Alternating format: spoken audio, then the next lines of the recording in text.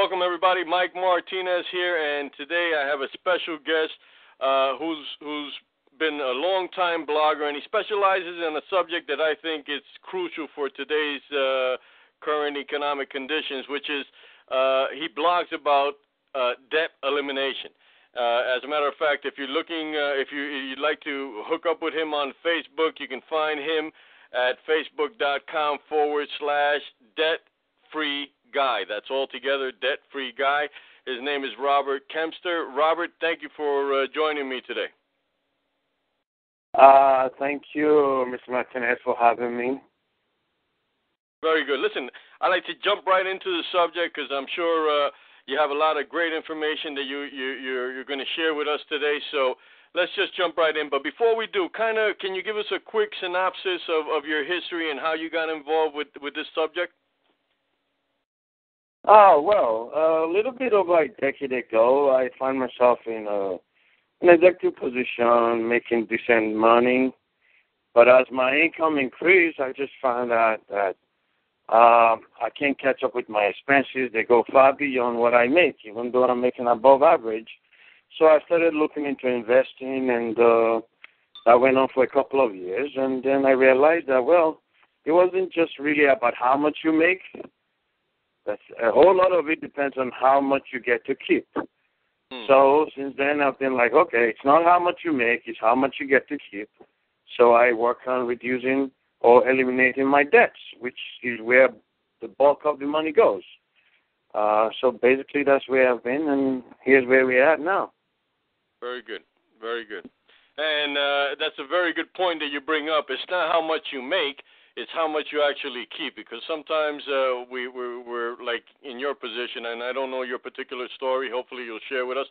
But sometimes you just make an above average income, like you were saying, but your expenses, you live a much more lucrative lifestyle, and it kind of catches up to you and overtakes you. But why is it important? Why is now a good time to start those type of planning? I know we're headed towards a new year, but why is it a good time to start thinking about becoming debt-free and investing and stuff like that? Well, I think the answer is in your question. You said, why is it a good time to be debt-free, right? Two things. You said it's a new year. 13 is a tax season. It's around the corner. We're all going to be filing taxes. Hopefully you get to keep more your returns or your earnings than you give to Uncle Sam. And if you can, there are ways to do it that are legal and that you do need to do anyway, because that is the major way I have found in my experience to actually increase your income. Any money you save is true income. You understand? So you got to realize that first before you go after making more money, because the first step is cutting down your debt, increasing your income by keeping more of your money, and then after that you have to invest to increase your income. So it's all like in a loop. It goes around. It's a circle. And at the end of the day, you want to increase your net worth. Yeah. So now more than ever, it is right. Right. That makes sense. Especially how you were saying that, the idea is to keep more of what you get. So taxes is definitely something. But let me play devil's advocate here for a second. If what if I tell you, listen, how can I invest when, I'm having a tough time right now keeping with my expenses? You say this is the perfect time, and I agree with you. But I just want to hear your insight as to, in my personal situation, I'm overwhelmed, I'm barely making it, I'm just scraping by. How can I take advantage of that, debt elimination and stuff like that? Well, if you notice in the conversation, we said something about getting to keep more of what you make is the key. Now, part of that, it all depends on you. How do you want to achieve that? Case in point, if a guy goes to work every day, and when he gets to work, he buys a can of soda. That can of soda is going to cost him anywhere from $1.25 or $1.50 or $1.75, especially if you're here in New York where I live, So But the same kind of soda, you could buy it on sale in the store, in-store, and have it home in your refrigerator and take it from home to work. You could buy it for anything between 16 cents and 39 cents. Right. So right there is a big chunk of savings. If you bring this kind of soda from home, you're going to save, a bottle of soda, you're going to save over $1. And this is where it goes. If you drink 3 of those a day, that's a $3 savings right there for the day. And that does not include your meal. If you bring your meal from home also, it maybe cost you $1. If you go out to eat at work, you're talking about the minimum. Even McDonald's costs about $7 these days. Right. So that's another $6. So you're looking at $10 a day just on meals alone. Doesn't involve anything. And if you go to the movies, like I love to go to the movies, and I go at least once a week or a couple of times a week, but I don't pay the same thing that everybody pays for watching a movie because guess what? I see the matinees. Mm-hmm. And right away, I don't know if you know, and that's almost a 50% savings. Right. So while my peers are paying $13, $14 to see it, I'm paying $7, sometimes $8, depending on if it's a brand new movie or something like that, So this is where the difference is. And right away, you're talking about major savings there. Okay. Yeah, if you cut back, I just showed you 2 items. I'm sorry, I just showed you 2 items. And in those 2 items, you could have every week, the food is like $70 a week, or, 5 days you're working, but it could extend into every other day. But let's just take it for 5. You're looking at 10 times 5. That's $50 a week right there, plus another $10 a week for entertainment and so on. I mean, it just goes on. It gets bigger. And we're not even talking about savings on your serviceable loans, on your interest on your loans. We didn't even get to that yet. Go ahead. Okay. Yeah, well, you bring up 2 good points. Number one, you're really using the same money that you're already circulating within your life, but you're allocating it by observing your buying habits and making smarter choices, right? Exactly. Okay, so then you take that same money that's already being used, that you're already funneling into your life, and take it from the debit column and put it towards eliminating debt or investing to increase your net worth, correct? Exactly. Your cash flow just smiles at you from that point on because now you have more disposable income. Right. And it's funny, America, we're all basically educated, but we are educated specifically for certain functions. As far as our education goes in terms of credit, people have no clue. Right. I talk to people sometimes, they look at me like, what is he saying? What is that? Who does that? Who thinks about that? But you know what, brothers and sisters? You have to think about these things. Mm-hmm. Because this is your life. This is our life. Yeah.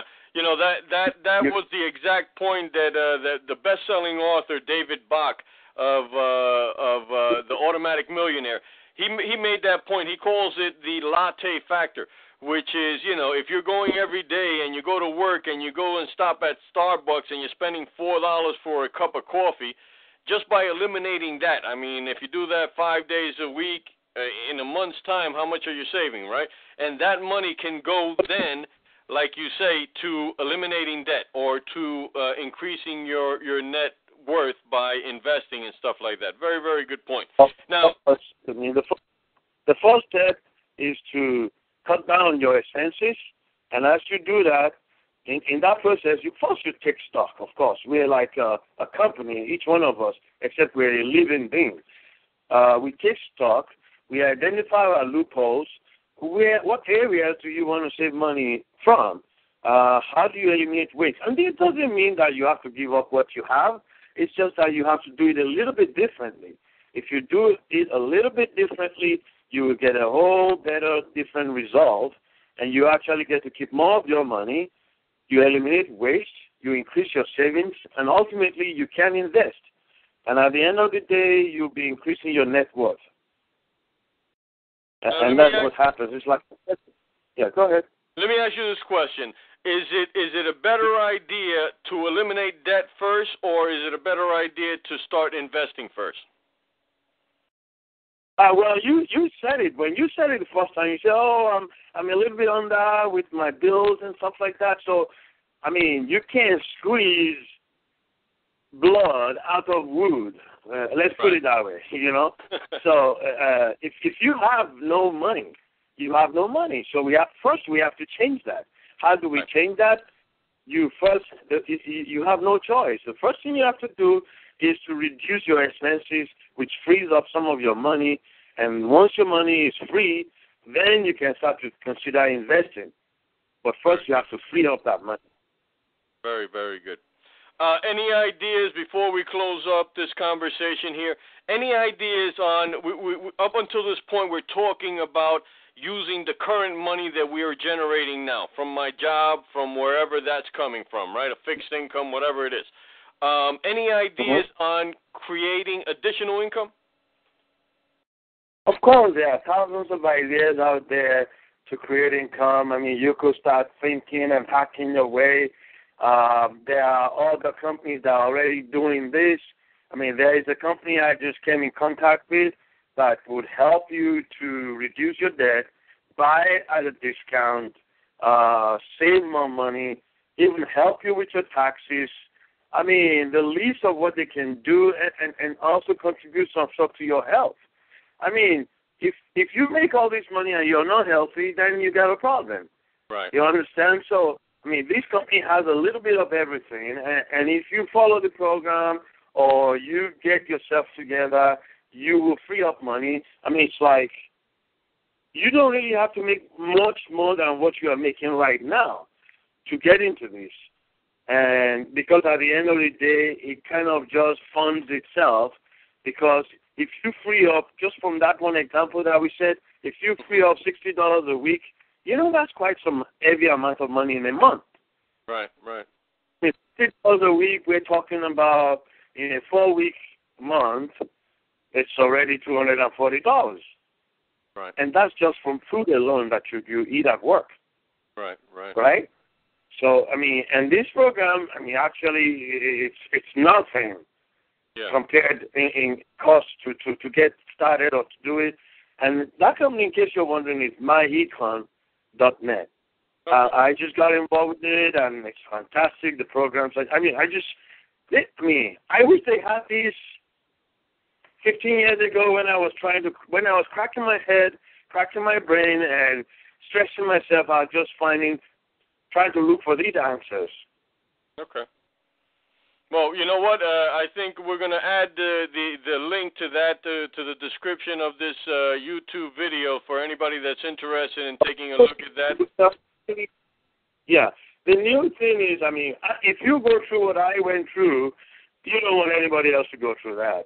And if there's anybody that this can help in any way or the other, it is great. I mean, even if you never do anything with it, you know the resources are there. Take a look at it. You might not see the light the first time around, but it's great to take a look at it, and you'll be glad you did. I'm sure you will. Okay. Well, Robert, thank you very, very much for this conversation. I learned a lot. I actually took some notes there, and I appreciate you taking the time out of your busy schedule to sit down and just have this chat. Thank you very, very much. And I'm glad for you. I'm glad that you would have me. It's great, and I look forward to being back, and hopefully we'll be able to conversate and contribute something to help everybody out. Very good. And again, guys, if you're looking to create some conversation with Robert, you can find him on Facebook, debtfreeguy. Is facebook.com/debtfreeguy all together. And hit Robert up and dig into his brain. He's got a lot of information that can be useful. If that's what you want to do in 2013, this is the guy that you want to talk to.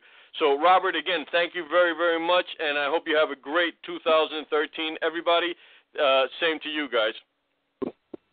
Thank you very much, and I hope you all join us to make this year a great year for everyone. Thank you. Thank you.